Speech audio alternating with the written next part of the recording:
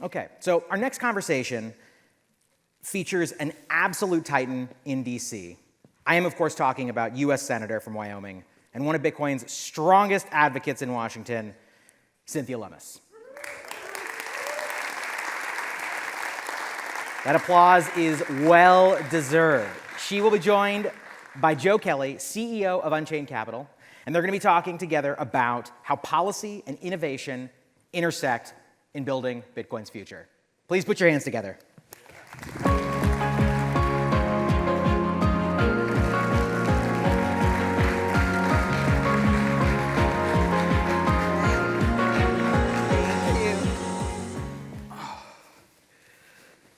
Senator, I'm so excited to be here with you. I know I speak for everyone in this room in the industry that we are so grateful to have your just tireless advocacy for Bitcoin and really the values underneath Bitcoin. And I want to kind of start there in terms of just your motivation. What motivates you? What carries you to work so hard in this space? Well, it's fun to be here at the Kennedy Center and see you again, visit with you about this topic. Let me tell you a personal story that really sort of drove my passion for something that a person can hold in an individual wallet that is not subject to the custody or control of someone else. So in 2014, I was out campaigning for re-election to the U.S. House. So I was on the western side of Wyoming. My husband and I lived on the eastern side of Wyoming in the Cheyenne area. The bank that we used had sold its accounts to another bank. And this particular week, the old bank was closing, the new bank was acquiring their bank accounts. And it was the bank that we banked at. So my husband was home, he was transferring all of our accounts to the new bank. So he did, and he put his signature on the signature card. On a Thursday night, he went to bed and never woke up. He died of a massive heart attack when he was, by all appearances, perfectly healthy. So I get home, he has also moved his will. So I couldn't gain access to our money because his name was the only name on the new bank accounts. And I couldn't find his will to get letters testamentary to begin to get my name on our accounts. And it was very difficult because he had never met an old building he didn't want to fix up. So he was fixing up this fabulous old building, but he had subcontractors that had to be paid. There were funeral expenses that had to be paid. I didn't have the money to pay them, and it was unnerving. So when I found out that there was an asset that performed like a fiat currency, but that you could self-custody, and you didn't have to hide it under a mattress, you could protect it through encryption. It was a game changer. And fortunately, I had family members who were familiar with this asset and could steer me in the right direction. And so I bought my first Bitcoin and never looked back. But it showed me how important it is for people to have access to assets that are theirs and theirs alone. That if you have the keys, they are your coin. So as with Bitcoin, it is frequently said, not your keys, not your coin. It is also true that if you have the keys, they are your coin.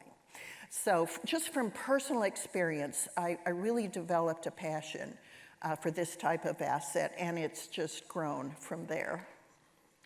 There's something very poignant for me in that, both that example and your role as a senator for Wyoming. And Wyoming's well known for some of the natural resources, but especially natural beauty, things like the national parks that are there. I often think about national parks as a way to experience kind of the natural, the way things are, and without what we build up as society. And there's something in that story about self-custody for me, and this very raw ability to transact with each other without intermediaries that are kind of extra. Where do you kind of go from that experience into policy areas like the strategic Bitcoin reserve? Going from self-custody to why is it now suddenly important as a nation instead of just individuals in protecting this right? What's in it for America in embracing something like the reserve? Among the things that have been a passionate issue for me as a policymaker in Washington in particular is our national debt. When I first came to Washington in the U.S. House in 2009, our national debt had just turned from 9 trillion to 10 trillion, and I was mortified. I thought, this is unsustainable. And now here we are at 37 trillion. And with no realization about how much risk we're taking, how the world is beginning to view the level of debt that we refuse to address. So I was able to see through several studies that were done. Michael Saylor has done one.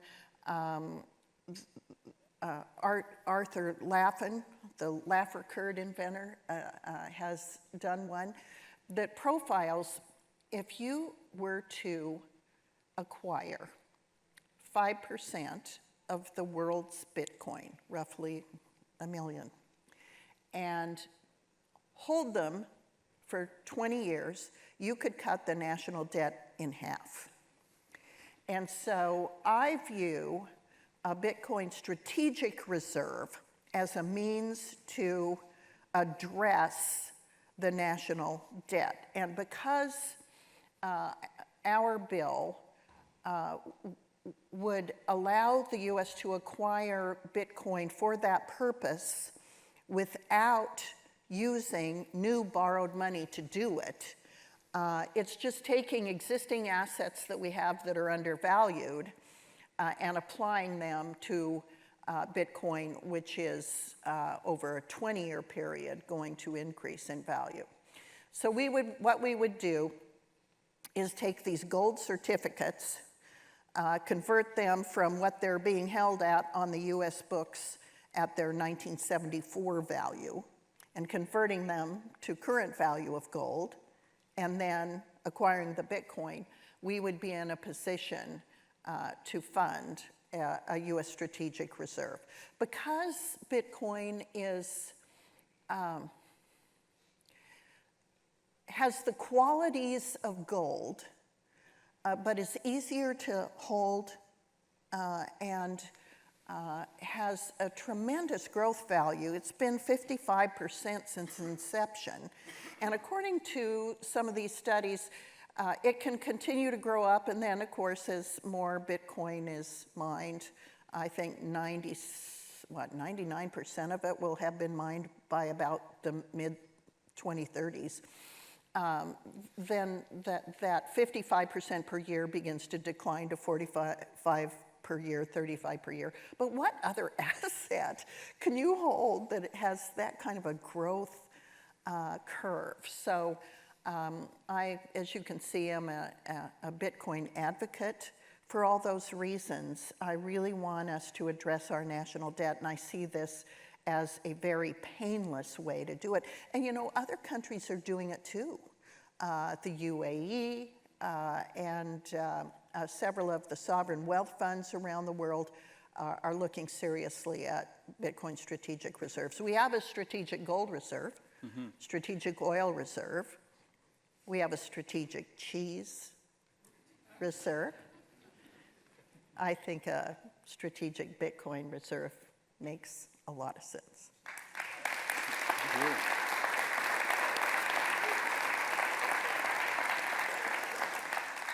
So I'm struck as well by, you came in with a sense of urgency around the national debt, and you had personal experiences with banking and with money ownership. that led you to Bitcoin. What does it look like in trying to educate your colleagues about these?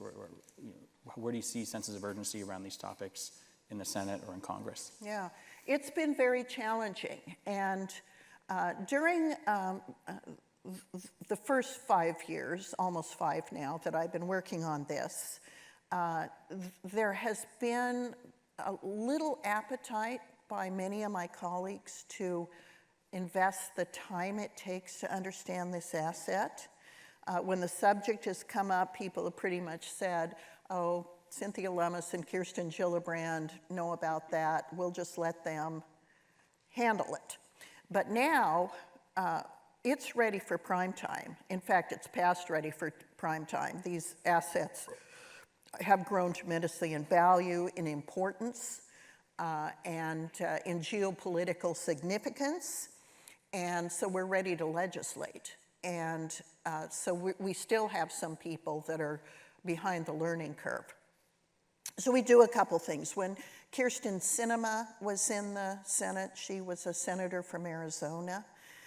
She and I founded a group that would educate staffers mostly about these assets, bring in speakers.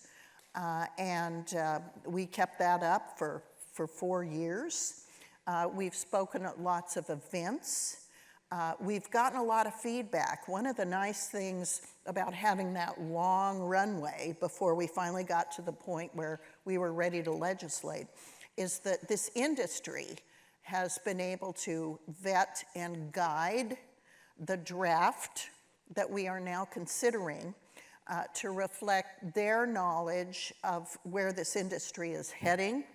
So I think we're in a pretty good place. We're sort of at a once-in-a-generation point with regard to legislating on this topic, where both parties are prepared now. I'm not saying that everybody's knowledgeable about it, but they see now that this industry is not going away, it's embedded, and it's going to be important to the future, both nationally and internationally. And so it's time for us to regulate it. When you have regulators who were using enforcement actions to apply very murky guidance about how to comply, it was obvious that it was time to have Congress weigh in. And so to have now this simultaneous desire to weigh in with the 4 years of work that this industry has done to help guide our draft, both the Clarity Act in the House and Lummis-Gillibrand in the Senate, I think we're ready to roll. We did get what I thought was going to be the easy one done first. It was stable coins. And I thought, oh, let's do that first. Market structure will be harder. And stable coins was not at all easy. I've described it as giving birth to a porcupine. It was very painful. And so now we're doing market structure. Fortunately, the House passed the Clarity Act, their version. So that gives us some momentum. The Genius Act, which was the stablecoin bill, is signed into law. So now we're ready to go forward. For reasons I don't understand, the Democrats are very much stalling in the Senate. They want more time, but we're hopeful that we will have a markup on this in October. And the component of the bill that addresses commodities, which of course Bitcoin is under the jurisdiction of the Senate Ag Committee, because most commodities are agricultural commodities, so the Commodity Futures Trading Commission is within their jurisdiction. But they're still really interested in farm bill issues, because we haven't passed a farm bill. It's overdue. And so they're very focused on that and not on the market structure components of the Commodity Futures Trading Commission. So we've got a lot of work to do there with the Ag Committee. But the Clarity Act has come over from the House. It's been assigned to the Senate Banking Committee, which is a godsend because the Senate Banking Committee is much more ready to address this. That's great. We've got great allies and Tim Scott and folks there. Yeah, Tim's been, chairman of the Banking Committee, Tim Scott's been awesome to work with. Yeah, clearly. Is there anything we can do as an industry to help raise the priority, or should constituents reach out to, committee members on the Agriculture Committee, for instance, and just stress how important this is for our industry as well? Absolutely, absolutely. Members of the Senate respond to their constituents. And if constituents view this as a priority and recognize the urgency, we had, before we passed the Genius Act, the stablecoin bill, the Senate Banking Committee had gone for 8 years without passing any legislation. None. Wow. None. Wow. But the turnover from in parties and the White House's enthusiasm for digital assets has really reset the table and provided us with a political appetite to move forward now. And who knows how long that door will be open. So we absolutely have to take advantage of this. And the way that interested parties, your clients, and others who are Bitcoin advocates, as well as other digital assets, we need you to weigh in with your members. We need you to call their offices and say, now's the time, we gotta move forward with this. Part of what's been so cool about conferences like this and the BPI Summit earlier, just kind of humanizing this legislative process and being reminded that it is people at the end of the day dealing with limited knowledge, but also people who listen and to take up the cause if there's people in their ears about it. You've been, just speaking of, I feel like your office has been very busy even over the summer. You introduced additional legislation, including the 21st Century Mortgage Act, also the Digital Asset Tax Legislation Act. I feel like now there's this portfolio of bills that you're helping shepherd and champion and start. How do you kind of see the sequence or roadmap from here between the Senate's version of a Clarity Act or Blockchain Regulatory Certainty Act, and how do you see, can we get everything else done next session, or how does this what's this roadmap for you? Okay, so as I understand it, the Blockchain Regulatory Certainty Act is in the Clarity Act that came over from the House, so I'm going to work very hard to see that it remains in that act. I do think we'll be using the Clarity Act as the base bill for our market structure legislation and reshape it a little bit, making it simpler. Even the SEC, Paul Atkins, has said, you can do the same thing and accomplish it in a more simple fashion. So we're trying to listen to the regulators that want to help us simplify it, as well as members of the regulated community. And we want to make sure that the small tinkering, and it was small, that the House did to the Genius Act is also incorporated into this change. They did allow that bill to go to the president's desk without changing it, even though they would have liked to have changed it. So they put their changes to the stablecoin bill in the Clarity Act. So I'd like to be respectful of the House and save as much of that as possible. Now, let's turn to the tax component. We had recommended 9 ways to address digital asset taxation. So there's not dual taxation of mining. And a myriad of other things. There was supposed to be a hearing in Senate Finance, which is the committee that deals with taxation tomorrow, I don't know if that'll occur because I think the government's going to shut down tonight. But,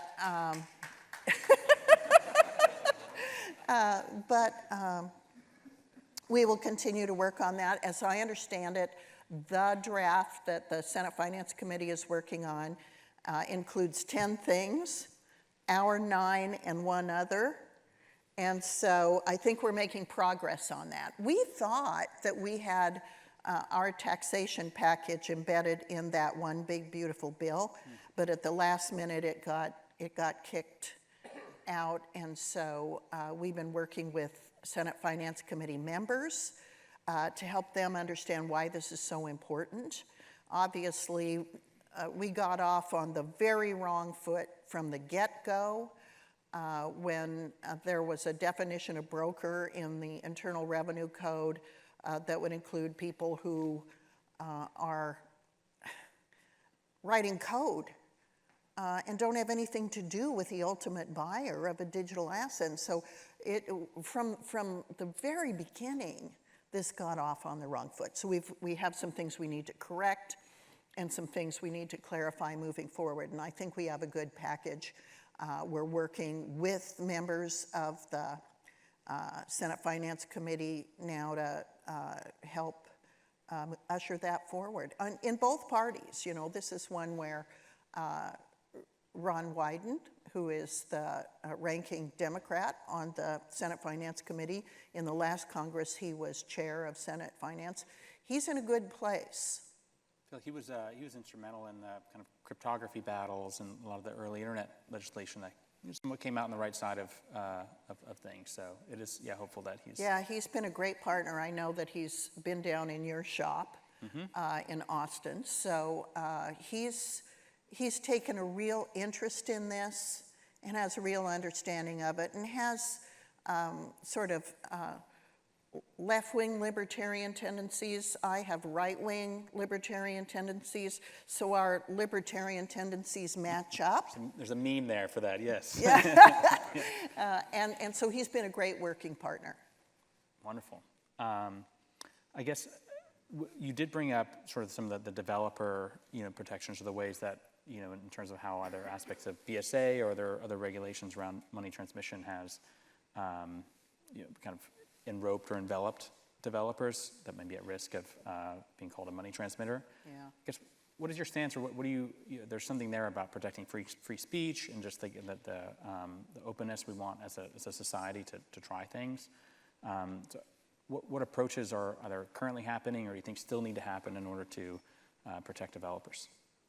Well, we certainly think that restricting the requirement to obtain money transmission licenses for people who aren't transmitting money should be embedded in the statute.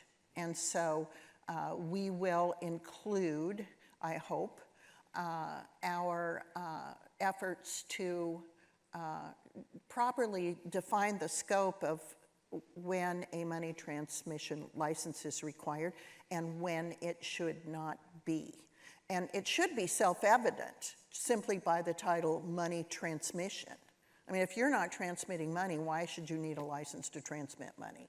And yet, in practice, there are people that are being required to obtain money transmission licenses even though they're not transmitting. So we've got to address that in law, so those kinds of aberrations that sometimes occur within a regulatory world don't occur anymore. One of the things that we want to make sure that we address here is matters where if you have a different administration, the last administration was very anti-digital assets, very anti. And so they used their regulatory arms to tamp down this asset. Now that we have an administration that's more friendly to this asset, we want to make sure that we put in law the things that we don't want to flip back to if then there's an unfriendly administration back in the White House. So that'll be the goal. At the same time, we need to make sure that there are adequate consumer protections. And to its credit, the SEC has a pretty good system for disclosure for assets that should be classified as securities. Their disclosure requirements are pretty well tested. They work. And they work. And so we need to make sure that we adequately provide guidance in statute about what is a commodity versus what is a security, and then let the securities provide consumer protection via disclosure. What, I guess, what do you want your legacy to be in 10, 20 years, or your grandchildren? How do you want your mark on Bitcoin in America through this? How are those connected? You know, I never thought about this as a legacy thing, but I recognize that we're at a point in time where the politics has aligned to establish a clear statutory framework for these assets to grow and be nurtured and not be restricted, but to allow consumers protections in the event that, you know, they're used in a fraudulent manner. And so I want to make sure we enact market structure. I think that that's the most important of the pieces of legislation we're dealing with now. Tim Scott tells me, and he has a good political instinct, you know, sometimes you're so close to these issues you don't have as much awareness of where other people are. And Tim Scott has told me, Cynthia, you know, let's do market structure. Let's talk about a Bitcoin strategic reserve next year. And you need to just sequence yourself in a way that is allowing people to catch up with you, so to speak. Same with Kirsten Gillibrand, by the way. She and I are both pretty gung-ho on getting as much done now as we can. But I want to get it done. And then I want to just see what happens, because the innovation that is occurring in this industry is, when you look at the Lightning Network, when you look at some of the new uses of that tier 2 layer, whatever you guys call it, to make these assets really useful on a day-to-day basis is incredible. Like, you have a retirement product. Retirement account, DAF fund, or ability to donate to Bitcoin to nonprofits. Yeah, there's a lot of things you can do wrapping legitimate services around the asset. Yeah. So I think if I'm thinking about it as a legacy, I think the day that I can walk into the feed store and buy some feed for livestock and pay for it with Bitcoin. Peer-to-peer manner. Yep. Yeah. I will know that the time I spent in the U.S. Senate on this was worthwhile. I just want people to use this asset.